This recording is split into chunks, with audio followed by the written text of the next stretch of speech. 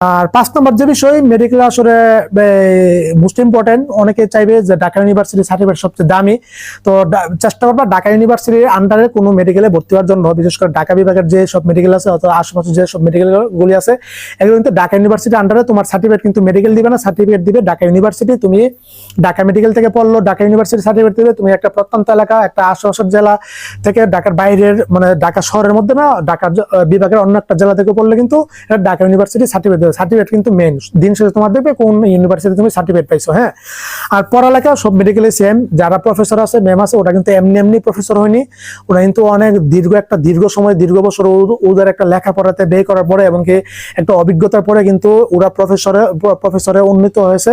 তো অবশ্যই সব মেডিকেল লেখাপড়া ভালো, এখানে আসলে যারা আসে প্রত্যেক বছর লেখাপড়া করে বের হচ্ছে, অবশ্যই পারে লেখাপড়া ভালো বিধে কিন্তু প্রত্যেক বছর ডাক্তারে বের হচ্ছে। এই বিষয়গুলি তুমি লক্ষ্য রাখবা। আর অন্যান্য যে বিষয়গুলি লক্ষ্য রাখবা, যে ওই মেডিকেলে সেশন ফি ধরতেছে কিনা, সেশন ফি ধরলে অবশ্যই ভর্তি হবে না, 20 টাকা তোমার কাছ থেকে নেবে। ওই মেডিকেলে প্রফের পাশের হার তুমি এট ফার্স্ট সর্বপ্রথম দেখবা, যে ওই মেডিকেলে প্রফের পাশের হার কত পার্সেন্ট পাস করাচ্ছে। অনেক মেডিকেল আছে তোমার দেখা যায় পাস করাচ্ছে মাত্র 30%, 40%, 50%। এই বিষয়টা অবশ্যই দেখবা। হ্যাঁ, আমি যে মেডিকেলে আছে আলহামদুলিল্লাহ প্রায় পাশের হার প্রায় 100%-এর মতো। বিগত আমার মেডিকেলে আমি 9 বছর যাবত যে রেজাল্ট দেখতেছি, পাশের হার প্রায় 100%-এর কাছাকাছি। খুবই ভালো একটা মেডিকেল, লেখাপড়া মানে বলার ভাষা নাই। গতকাল মাত্র ঢাকা মেডিকেল থেকে এক্সটার্নাল আইসা ঢাকা মেডিকেল কলেজ থেকে বাইবা নিয়ে গেছে, আলহামদুলিল্লাহ এতই সন্তুষ্ট হয়েছে। বাইবা আমাদের বেসের ওরা বাইবা এতই ভালো দিয়েছে, যেটা আসলে ইতিহাস হয়ে গেছে মেডিকেলে।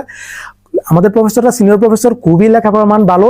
তো আসলে অনেক অনেক ভালো লেখাপড়ার মান, আসলে অনেক তুলনার মানে ঢাকা মেডিকেলের প্রফেসর এক্সটার্নাল ওনার হাতে সবকিছু, উনি আসলে সন্তুষ্ট, এমনকি কোনো ভাবে আটকাতে পারছে না আমাদেরকে প্রশ্ন করে। আলহামদুলিল্লাহ এত ভালো মানে বাইবা দিয়েছি। তো তার মানে আমার মেডিকেল হয়তো মধ্যম সারির মেডিকেল, আমার মেডিকেল কিন্তু লেখাপড়ার মান কিন্তু অনেক ভালো।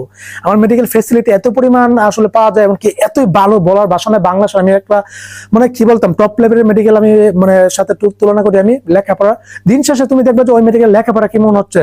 তুমি ক্যাম্পাস দিয়ে কি করবা, তোমার ওই যে বিল্ডিং দিয়ে কি করবে, তোমার লেখাপড়া হচ্ছে মেন। তুমি এক চান্সে পাস করতে পারবে কিনা। অনেক মেডিকেল কিন্তু এই প্রফের পাশের হার কিন্তু 20%, 30%, 40%, 50%, বাকি কিন্তু সাপ্লি দিয়ে দেয়, ফেল করে তোমার সমস্যা হচ্ছে না। ওরা তোমার কাছে এক্সট্রা টাকা নেবে, আবার পরীক্ষা দিতে পারবা তুমি, মানে আবার পরীক্ষা দিতে পারবা, তোমাকে এদিক দিয়ে তুমি মানে বেস থেকে পিছিয়ে পড়বা।